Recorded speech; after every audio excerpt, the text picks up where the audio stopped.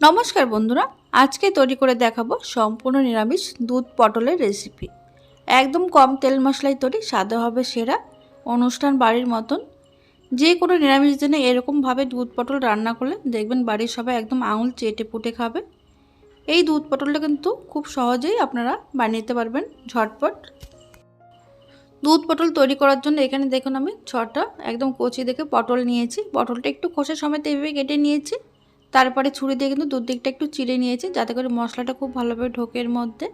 এবার এর মধ্যে সামান্য একটু নুন আর হলুদ দিয়ে পটলটা কিন্তু খুব ভালো করে মেখে নিতে হবে।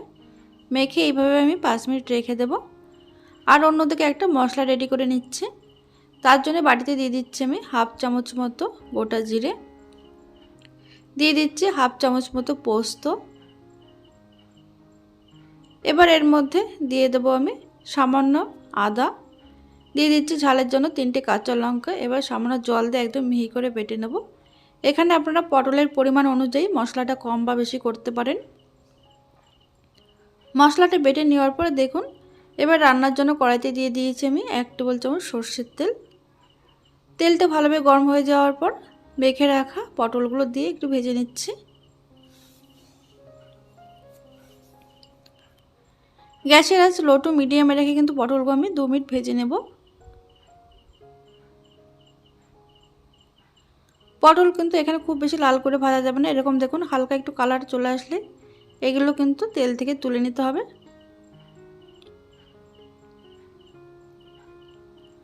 দেখুন পটলগুলো কিন্তু এরকমভাবে ভেজে নিয়েছি। এবার এগুলো আমি তেল থেকে তুলে নিচ্ছি।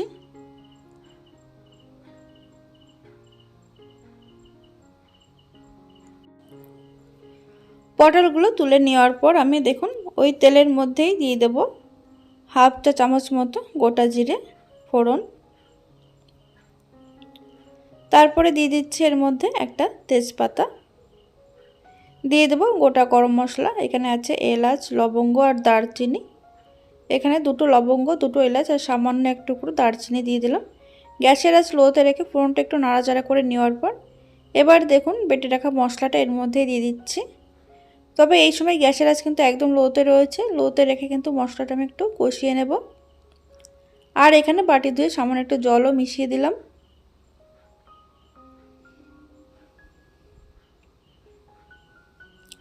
এই দুধ পটল রান্না করতে কিন্তু খুব বেশি তেল মশলার দরকার পড়ে না।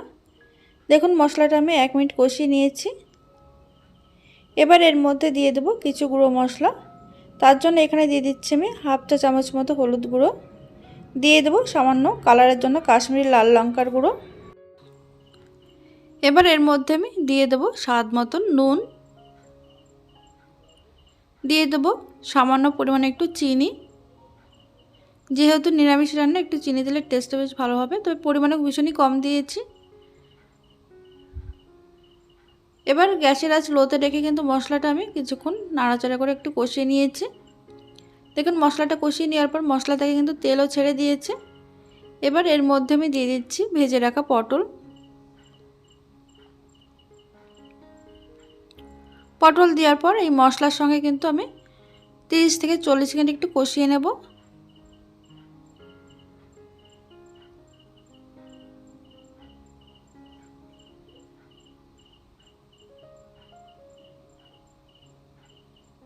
মশলার সঙ্গে পটলটা কিন্তু খুব ভালোভাবে কষানো হয়ে গেছে। এবার এর মধ্যে দিয়ে দিচ্ছি আমি 1 বাটি দুধ।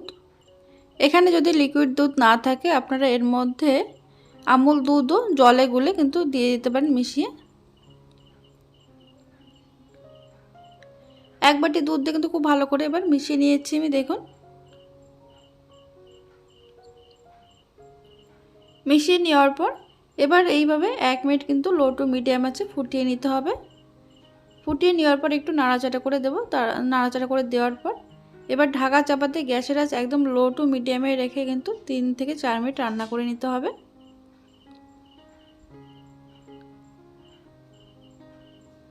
দেখুন 3 মিনিট পর আমি ঢাকনাটা খুলে নিয়েছি। এদিকে কিন্তু অনেকটাই গ্রেভি গাঢ় হয়ে গেছে।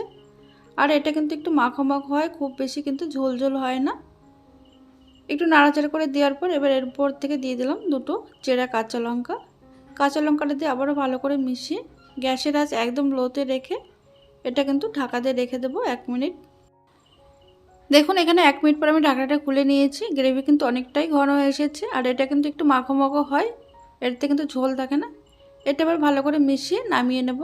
এটা গরম গরম ভাত বা পোলাওর সঙ্গে খেয়ে দেখুন দারুণ লাগে খেতে।